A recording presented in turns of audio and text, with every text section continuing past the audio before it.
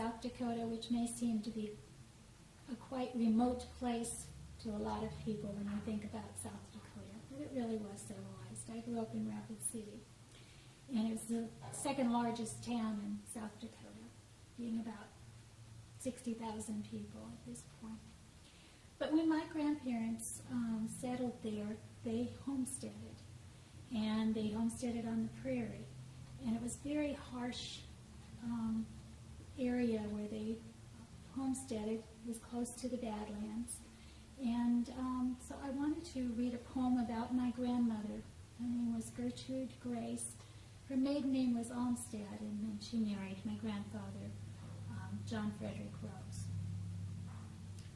And she was considered a Dakota Territory pioneer. She lived from 1886 to 1967.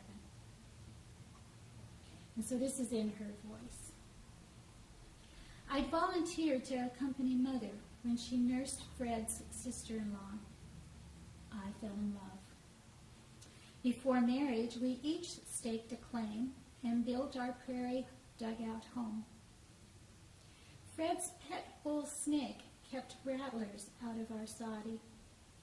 He was a jack of all trades and kept things and the family together. We laid our newborn twins in the Rose family cemetery. Losing babies was hard, but we conceived more. I was a young pregnant widow when I buried my Fred. I owned 2 homestead sections that had no real home. I gave up and walked my children 100 miles to family help. We survived the best we could. 7 called me Mother.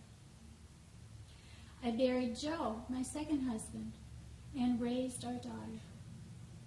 Too many called me Grandma.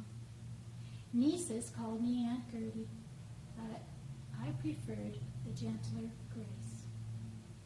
One biting cold October, I returned to this prairie. Wind pressed without resistance. I wasn't warm here for 81 years and haven't been warm since. I find no comfort in granite and sagebrush and would welcome one of Mother's woven rugs or my own quilts. Perhaps I should settle for just a pleasant thought or enduring.